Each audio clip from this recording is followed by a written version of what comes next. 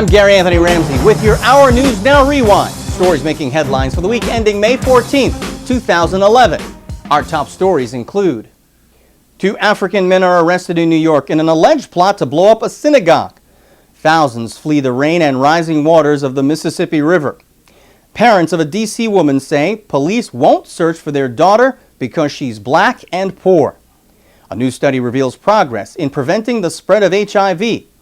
The first African American to race at the Indy 500 starts his own black racing team. And the first black woman to become an air traffic controller passes away. Investigators are questioning 2 men arrested in an alleged terror plot targeting New York City. But New York City police say they do not believe the pair are tied to Al-Qaeda or that group's slain leader, Osama bin Laden. The men were caught in a sting in which the pair bought weapons and a grenade. The 2 men told undercover officers they were interested in targeting a New York City synagogue, but did not specify which one they might attack.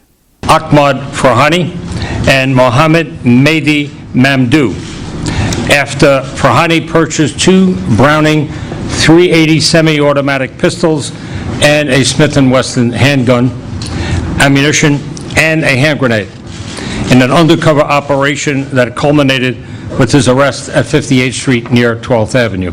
The men will face state charges as the FBI was not involved in this investigation or arrest. Thousands are still fleeing the rising waters of the Mississippi River as rain continues to create a threat to homes and lives in the Delta. The city of Memphis and other outlying counties have been declared disaster areas. Residents of Louisiana, Mississippi, and Tennessee have seen record levels of rainfall in the last week. This is much water I've seen on this river in 60 years, because I'm 60 years old, and I've never seen the river this high. President Obama will meet with some displaced residents from the area when he visits the region in the coming week. In the nation's capital, the parents of a missing D.C. woman say that police have a very good idea where their missing daughter's body might be, but that investigators will not dig to find it. Letitia Frazier is presumed dead after the arrest of several men who claim they killed her over a debt. The 18-year-old is believed to be in the Richmond, Virginia garbage dump. Police say attempting to find her body there would be too expensive. Her parents say that's a double standard, since those same cops spent money and weeks looking for intern Chandra Levy in 2001. The political world and in the big world of, politics and everything, and then you have the Letitia Fraziers that's in the Bufars and McDonald's or working the Metro or doing the blue-collar workers, the blue-collar people. Investigators reject the comparison, but say the risks involved outweigh the actual chances of recovering the body that could be 80 feet below the surface of the dump.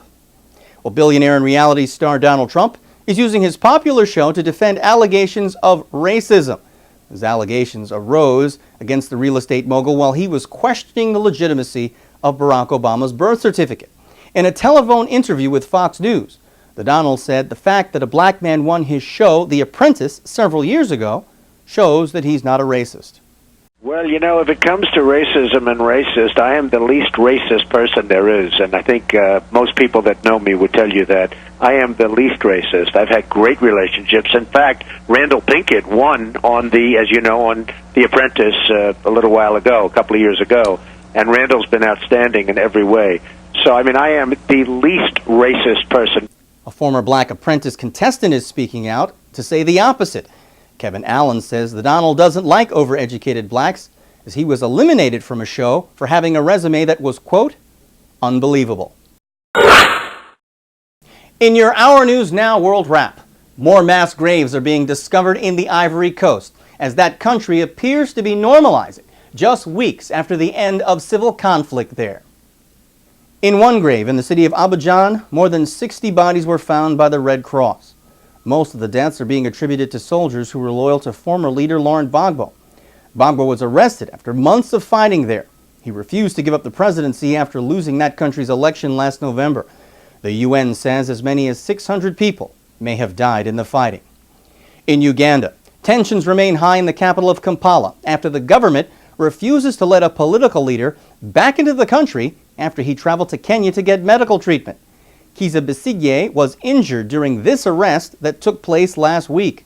Police say Besigye and other protesters were creating disturbances with their so-called walking to work demonstration.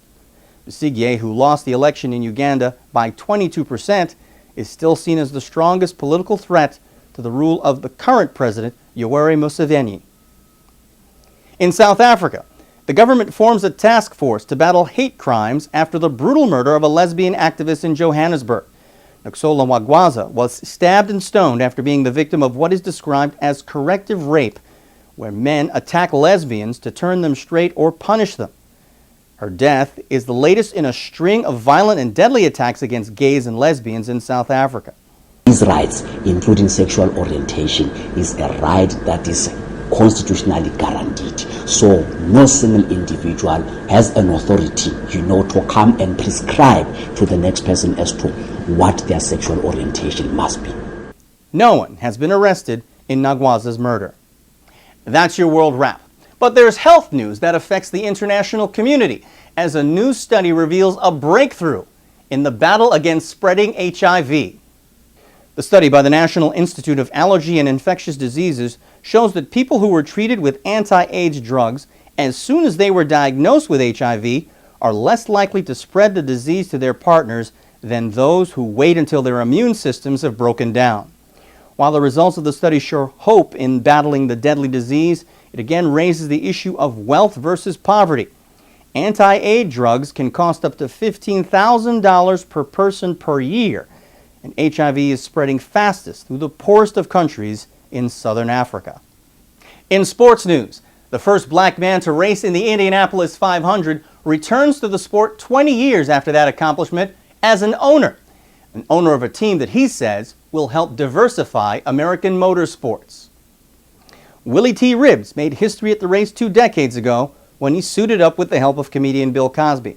Now Ribbs is teaming up with American Honda and starting Grid to support young black drivers.